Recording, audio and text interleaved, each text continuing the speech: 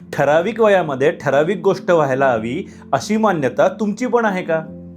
काही जणांची अशी मान्यता असते की वयाच्या 20 किंवा 22व्या वर्षापर्यंत शिक्षण पूर्ण झालेलं असायला हवं, वयाच्या 25व्या किंवा 26व्या वर्षापर्यंत इन्कम सुरू झालेलं असायला हवं, अर्निंग सुरू झालेलं असायला हवं, 30-32व्या वर्षापर्यंत आपलं लग्न झालेलं असायला हवं, त्यानंतर 2 वर्षामध्ये 2चे 3 झालेले असायला हवेत, किंवा वयाच्या 60व्या वर्षापर्यंत तुम्ही निवृत्त झालेलं असायला हवं. सो ठराविक वयामध्ये ठराविक गोष्ट व्हायला हवी अशी अनेकांची मान्यता असते. जर विशिष्ट वयामध्ये विशिष्ट गोष्ट झाली असेल तर आपण त्या व्यक्तीला यशस्वी म्हणतो, पण जर एखाद्या व्यक्तीची विशिष्ट वयामध्ये विशिष्ट गोष्ट नसेल झाली तर आपण त्या व्यक्तीला अपयशी समजतो.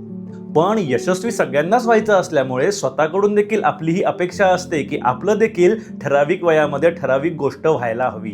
आणि जेव्हा ही अपेक्षा पूर्ण होत नाही तेव्हा मात्र आपण अस्वस्थ होतो, आपलं मन अस्थिर होतं, आपलं मन अशांत होतं. पण जेव्हा आपण आध्यात्मिक मार्गावर येतो तेव्हा आपण सर्वप्रथम स्वतःला 2 प्रश्न विचारतो. पहिला प्रश्न म्हणजे, विशिष्ट वयामध्ये विशिष्ट गोष्ट व्हायला हवी ही मान्यता खरी आहे का?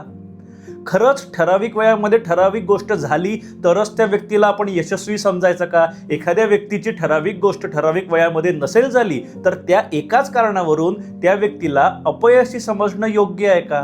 तर दुसरा प्रश्न आपल्या मनामध्ये येतो, ठराविक वयामध्ये ठराविक गोष्ट व्हायला हवी ही मान्यता आली कुठून? ही खरंच आपली स्वतःची मान्यता आहे का, की आपल्याला लहानपणापासून सांगितलं गेलेलं आहे की जर विशिष्ट वयामध्ये विशिष्ट गोष्ट झाली असेल तर आम्ही तुला यशस्वी मानू, अन्यथा आम्ही तुला अयशस्वी मानू, असं या समाजाने आपल्यावर बिंबवलं आहे का? आपल्यावर हे संस्कार झालेले आहेत का? खरंच ही मान्यता आपली स्वतःची आहे की आपल्या माइंडचं कंडिशनिंग झालेलं आहे?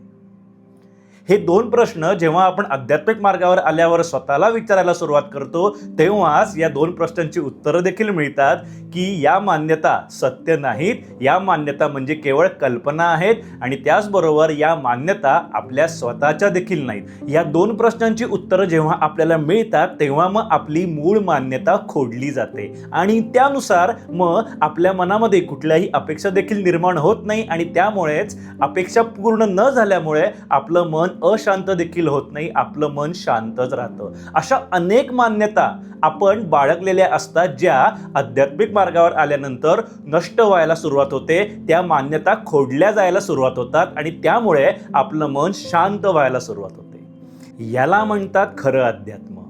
जर का तुम्हाला सुद्धा अध्यात्म या विषयामध्ये इंटरेस्ट असेल, अध्यात्म म्हणजे नेमकं काय, अध्यात्मामध्ये नेमकं काय घडतं हे जर तुम्ही सविस्तर अत्यंत सोप्या भाषेमध्ये समजून घेऊ इच्छित असाल तर लिंक केलेला व्हिडिओ संपूर्ण पहा.